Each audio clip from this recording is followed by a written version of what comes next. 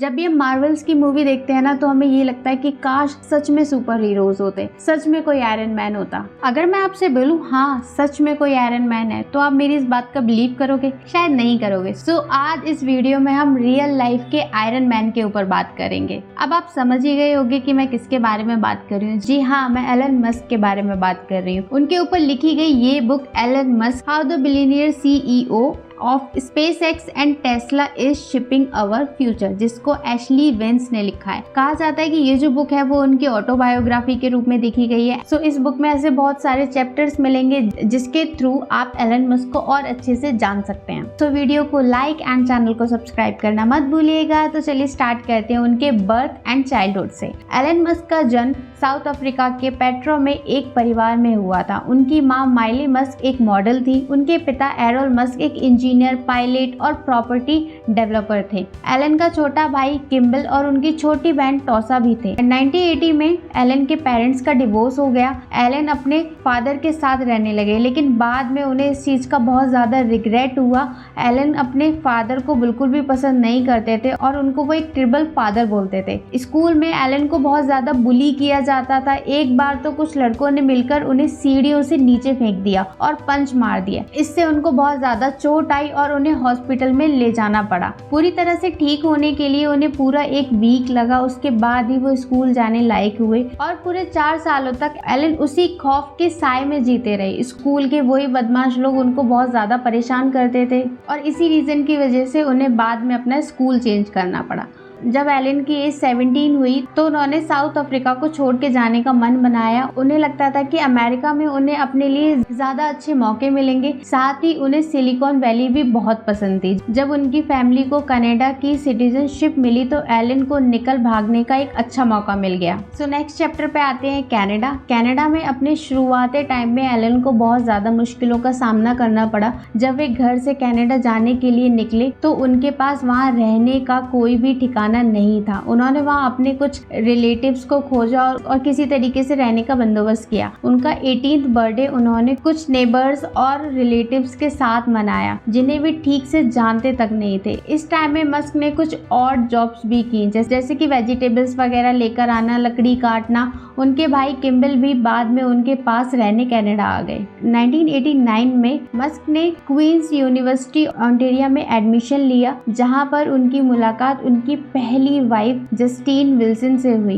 Elon को पहली date के लिए जस्टिन ने बहुत ज्यादा तरसाया था, लेकिन जो एलन मस्क थे वो भी बहुत ज्यादा जिद्दी थे। लेकिन जस्टिन ने बाद में ये बोला कि वो किसी को भी अपना दीवाना बना सकते थे। कॉलेज की पढ़ाई ने मस्क की जिंदगी में बहुत ज्यादा चेंजेस लाई। वो अभी भी स्पेस और एनर्जी की बातें किया करते हैं, जिसकी वजह से उनके जो क्लासमेट थे वो उनका मजाक बनाते थे। मस्क ने उन लोगों से फ्रेंडशिप की जिनकी थिंकिंग उनसे मैच करती थी। अपने खाली टाइम में वे कंप्यूटर ठीक किया करते थे, जिससे उनकी कुछ एक्स्ट्रा इनकम हो जाती थी और वो अपनी क्लास में मोटर्स के स्पेयर पार्ट भी बेचा करते थे। 2 साल बाद मस्क को स्कॉलरशिप मिली। उन्होंने यूनिवर्सिटी ऑफ पेंसिल्वेनिया से अपनी पढ़ाई को कंटिन्यू रखा। वहाँ उन्होंने इकोनॉमिक्स और फिजिक्स दोनों की पढ़ाई की। उन्होंने और उनके खास दोस्तों ने मिलकर एक घर किराए पे लिया। उस घर में वो वाइल्ड पार्टीज ऑर्गेनाइज किया करते थे। जो लोग भी उस पार्टी में आते थे ना, उस पार्टी में वो उनसे वो पर हेड $5 लिया करते थे। जो एलन मस्क थे ना, वो अपनी क्लासमेट्स के लिए ना बहुत इंटरेस्टिंग बिजनेस आइडिया सोचा करते थे। उनका ऐसा ही एक आइडिया था, the importance of being solar, यानी सोलर पावर की इम्पोर्टेंस। उन्होंने ये दावा किया कि आने वाले टाइम में solar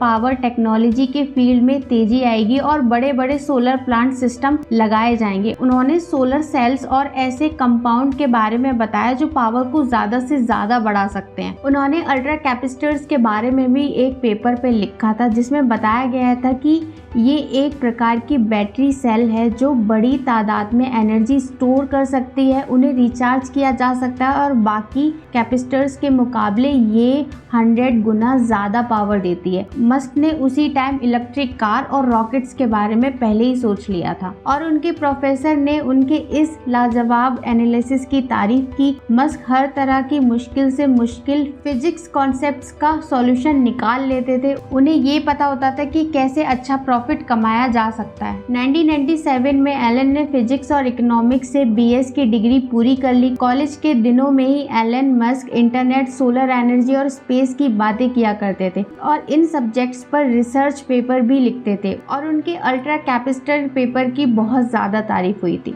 next point is first startup Zip2। 1995 में एलन और उनके भाई किम्बल ने मिलकर Zip2 नाम का सॉफ्टवेयर बनाया। यह सॉफ्टवेयर गूगल मैप की तरह काम करता था। बाद में इसे कैमेक नाम की बिग बड़ी कंपनी ने खरीद लिया और एलन को उसके बदले में लगभग 1 अरब 20 करोड़ रुपए मिले थे। इस तरह से 27 साल की उम्र में ही एलन करोड़पति बन गए थे। उन्होंने सिलिकॉन वैली में एक बड़ा सा अपार्टमेंट और प्लेन और MC लेरेन F1 गाड़ी भी खरीदी। So next point is PayPal mafia boss. एक टाइम के बाद Elon Musk Canadian bank paper से एक मल्टी मिलियनर बन चुके थे। वो सिर्फ 27 की एज में वो कुल मिलाकर 22 बिलियन के मालिक थे। एलन मस्क की MC Liren F1 silicon valley में चक्कर काट रही थी। जब वो इंटरनेट ब्राउजिंग कर रहे थे तब उनके दिमाग में इंटरनेट बैंकिंग का ख्याल आया। उन्होंने अपने सीनियर्स के साथ ये आइडिया डिस्कस किया, लेकिन उनके सीनियर को ये आइडिया समझ नहीं आया। ये टाइम 1990 का था। उस टाइम लोग ऑनलाइन बुक परचेज करने से पहले भी 100 बार सोचते थे, क्योंकि कोई भी अपना क्रेडिट कार्ड नंबर इंटरनेट पर नहीं देना चाहता था। मस्क फिर भी अपने ऑनलाइन बैंक के आइडिया पर डटे रहे। अपने इस प्रोजेक्ट पर उन्होंने 12 मिलियन इन्वेस्ट किए। उन्होंने इस ऑनलाइन बैंकिंग साइट का नाम X.com रखा। उनके एक फाउंडर ने ये बात बोली थी कि यही वो खूबी है जिसकी वजह से एलन को बाकियों से अलग बनाती है। वे रिस्क लेकर अपनी जिम्मेदारियों पर इतनी बड़ी रकम लगा रहे थे और इस तरीके की डील या तो फायदा देगी या फिर बहुत ज्यादा नुकसान देगी। Zip2 एक साफ सुथरा सा प्रैक्टिकल आइडिया था, मगर X.com ने तो बैंकिंग इंडस्ट्री को बदल के रख दिया। मस्क इस बिजनेस में सिर्फ अपने पैशन को लेकर उतरे थे। उन्हें लगता था कि बैंकर्स का तरीका बिल्कुल गलत है और वो उससे बहुत ज्यादा बेहतर बना सकते हैं। मस्क ने Zip2 को एक फायदेमंद इन्वेस्ट के रूप में कैपिटलिस्ट के सामने रखा, लोगों को इस बारे में यकीन दिलाने के लिए कि उन्होंने एक पावरफुल स्पीच दी और इंजीनियर्स को अपने साथ काम करने के लिए इनकरेज किया है। X.com अब जायज रूप से फाइनेंस सर्विस कंपनी बन गई। इसमें banking licence, mutual fund licence और FDIC इंश्योरेंस जैसी सुविधाएं मौजूद होने लगी। नवंबर 1999 में साइट इंटरनेट पर लाइव हुई। मस्क उस दिन अपने ऑफिस में पूरे 48 आवर तक रहे, क्योंकि वो चीजों को अपने सामने देखना चाहते थे। नेक्स्ट इज पेपैल का स्टार्ट। X.com ने एक पावरफुल इम्पैक्ट क्रिएट किया, जिसे बाद में पेपैल का नाम दिया गया। इसमें किसी को पैसा भेजने के लिए सिर्फ उसका ईमेल एड्रेस ही काफी था। कुछ महीनों के अंदर ही पेपैल को 2 लाख से ऊपर क्लाइंट्स मिल गए। पैसे के लेन देन का ये बड़ा आसान तरीका था, जबकि बैंक्स इसी प्रोसेस को बहुत दिनों तक लेकर जाती थी। मार्च 2000 में X.com अपने कॉम्पिटिटर कॉन्फिटी के साथ मर्ज हो गई। मस्क के पास अभी भी कंपनी के ज्यादातर शेयर थे और कंपनी का नाम भी बदल गया था, लेकिन बाद में X.com और कॉन्फिटी के बीच में अनबन होने लगी, जिसकी वजह थी दोनों का अलग कल्चर और डिसीजन मेकिंग। एम्प्लॉइज के एक ग्रुप ने मस्क को अपनी कंपनी से बाहर निकालने की मस्क के बदले में कॉन्फिटी के पीटर थियल को CEO बनाना चाहते थे। इस दौरान मस्क अपनी पत्नी जस्टिन के साथ हनीमून मना रहे थे। उन्हें जब इस बात का पता चला तो उन्होंने अपने कंपनी के डिसीजन पर दोबारा सोच विचार करने की गुजारिश की, लेकिन तब तक बात बहुत ज्यादा आगे बढ़ चुकी थी। उन्हें पता चला कि कंपनी है वो अपना डिसीजन सुना चुकी है। मस्क अपनी उस कंपनी में पावर खो बैठे थे जिसे उन्होंने ही शुरू किया था। जून 2001 में X.com पेपैल के नाम से रीब्रांड की गई। कंपनी एडवाइजर के तौर पर मस्क की नौकरी सिक्योर थी। उन्होंने और पैसा इन्वेस्ट किया। अपना स्टॉक बढ़ाकर वे पेपैल के सबसे बड़े स्टॉक होल्डर बन गए। इस टाइम तक उनका .com का बुखार उतरा नहीं था। बाकी टेक अपनी कंपनीज बेचने की जल्दबाजी में लगे थे। मस्क ने बोर्ड के ऑफर को ठुकराने के लिए मना कर दिया। पेपैल का एनुअल रेवेन्यू बढ़कर 240 मिलियन हो चुका था। अब ये अपने पैरों पर मजबूती से खड़ी कंपनी बन चुकी थी, जो अब पब्लिक हो सकती थी। और तभी 2002 में पेपैल को ईबे से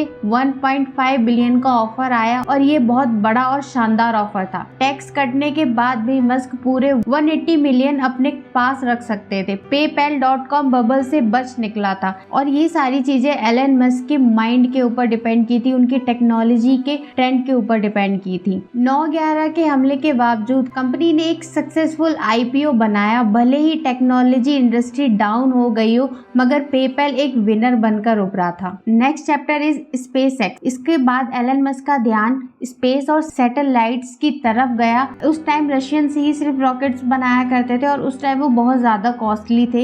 एलन ने सस्ते रॉकेट्स बनाने के बारे में सोचा। 2002 में उन्होंने स्पेसएक्स नाम की कंपनी शुरू कर दी। पेपैल को बेचने से उन्हें जो पैसे मिले थे उन सबको उन्होंने स्पेसएक्स में इन्वेस्ट कर दिया। एलन मस्क मानते हैं कि धीरे धीरे धरती इंसानों को रहने लायक नहीं बचाएगी, इसलिए वो मंगल ग्रह पर इंसानों को बसाना चाहते हैं। 2040 तक उनका मंगल ग्रह पर लगभग 80,000 लोगों को बसाने का प्लान है। मंगल पर ऑक्सीजन नहीं है, इसलिए वो इलेक्ट्रिक व्हीकल्स रेडी करे। स्पेसएक्स इंटरनेट स्पीड को बढ़ाने के प्रोजेक्ट पर भी काम कर रही है। इसके लिए स्टारलिंक प्रोजेक्ट चल रहा है। इसके लिए लगभग 42,000 सैटेलाइट्स लो अर्थ ऑर्बिट में छोड़े गए हैं। इससे इंटरनेट की स्पीड 50 Mbps से 150 Mbps तक पहुंच जाएगी, जो अभी की स्पीड से 10 टाइम ज्यादा है। इसके साथ साथ ऐसे इलाके जहां पे इंटरनेट नहीं है वहां पर भी इंटरनेट पहुंचेगा। जिस साल एलन मस्क ने स्पेसएक्स का स्टार्ट किया था, उसी टाइम उनके साथ एक बहुत बड़ा इंसिडेंट भी हुआ था। उनकी वाइफ ने एक बेबी को बर्थ दिया था, लेकिन सडनली इन्फेंट डेथ साइडम की वजह से उस बच्चे की मौत हो गई। उससे उनके परिवार को काफी दुख हुआ, लेकिन आगे चलकर एलन मस्क और जस्टिन के 5 बच्चे हुए। सो नेक्स्ट पॉइंट इज टेस्ला। 2002 की बात है जब जेबी स्टेबल नाम के एक जीनियस इंजीनियर ने एक पोर्शे कार को इलेक्ट्रिक कार में चेंज कर दिया। फिर वह एलन मस्क से मिला और उन्होंने ये आइडिया एलन मस्क को बताया। एलन को ये आइडिया बहुत ज्यादा पसंद आया और दोनों एक बेहतरीन इलेक्ट्रिक कार बनाने में जुट गए। इसके बाद 2003 में एलन मस्क फंडिंग के लिए मार्टिन एरबहर्ट और मैरट रैपनिंग से मिले। इस तरह टेस्ला कंपनी का स्टार्ट हुआ। टेस्ला जो नाम है ना, वो महान निकोलस टेस्ला के नाम पर रखा गया, जिन्होंने इलेक्ट्रिक मोटर बनाई थी। 2008 में पहली electric sports car Tesla Roadster market में उतरी, जिसका 31 कंट्री में डिस्ट्रीब्यूशन हुआ। जनवरी 2021 में टेस्ला ने इंडिया के बेंगलोर में अपना पहला ऑफिस खोला और ये company Tesla motor Indian and energy private limited के नाम से रजिस्टर हो गई है। Next point is solar city. अभी तक दुनिया के सारे देश कोयले से ही बिजली बनाते हैं। इससे इन्वायरमेंट में बहुत ज्यादा पॉल्यूशन हो जाता है, जिसकी वजह से ग्लोबल वार्मिंग होती रहती है और धरती पर तरह तरह के डिजास्टर होने लगते हैं। इसलिए एलन ने क्लियर एनर्जी सोर्स का इस्तेमाल करने पर जोर दिया है। इसलिए 2006 में उन्होंने अपने कजिन्स के साथ सोलर सिटी कंपनी का स्टार्ट किया। 2013 तक ये कंपनी अमेरिका की दूसरी बड़ी सोलर एनर्जी पैदा करने वाली कंपनी बन चुकी है। Next point is Neuralink. 2016 में एलन ने न्यूरालिंक नाम की कंपनी को एक पार्टनर के साथ मिलकर शुरू किया था। इस कंपनी के जरिए वे एआई, आर्टिफिशियल इंटेलिजेंस और ह्यूमन ब्रेन को कनेक्ट करना चाहते हैं। इससे पैरालिसिस, डिफनेस, ब्लाइंडनेस, इन सारी बीमारियों को ठीक किया जा सकता है। Next point is the boring company. एक बार एलन मस्क अपनी स्पेसएक्स के ऑफिस जाते हुए ट्रैफिक जाम में फंस गए थे। उसी टाइम उन्होंने ट्वीट किया कि way the boring company TBS लाने जा रहे हैं, जो टनल्स के जरिए नया ट्रांसपोर्ट सिस्टम बनाएगी। इससे ट्रांसपोर्ट बहुत ज्यादा आसान हो जाएगा और कभी ट्रैफिक जाम भी नहीं लगेगा। इस तरह TBS का स्टार्ट हुआ। Next is hyperloop. 2016 में एलन ने हाई स्पीड वाले ट्रांसपोर्ट सिस्टम के कॉन्सेप्ट के बारे में बताया। हाइपरलूप एक लो प्रेशर वाली सेल्डेड ट्यूब है, जिसके अंदर एक पॉड ट्रेवल करती है। ट्यूब के अंदर कम हवा होने से कई फ्रिक्शन नहीं होते, जिससे पॉड की स्पीड ट्रेन और प्लेन से कई गुना ज्यादा फास्ट हो जाती है। पहला हाइपरलूप न्यूयॉर्क और वॉशिंगटन DC के बीच बनने का प्रपोजल रखा गया है। सो दोस्तों, ये थे एलन मस्क की सारी कंपनियों के नाम और उन्होंने कैसे स्टार्ट किया, उन सारी चीजों के बारे में। अगर हम बहुत ज्यादा डिटेल में बात करते तो ये वीडियो बहुत ज्यादा लंबी हो जाती। अगर आपको इस वीडियो की सीरीज चाहिए, मतलब आपको ये जानना है कि ये कंपनी डिटेल में कैसे स्टार्ट हुई और भी बहुत सारी चीजें, तो आप मुझे नीचे कमेंट करके बता सकते हैं। सो दोस्तों, आज की वीडियो में इतना ही एंड आई होप आपको ये वीडियो अच्छी लगी होगी। जैसी भी लगी हो मुझे नीचे कमेंट करके जरूर बताना and bye and see you in my next one.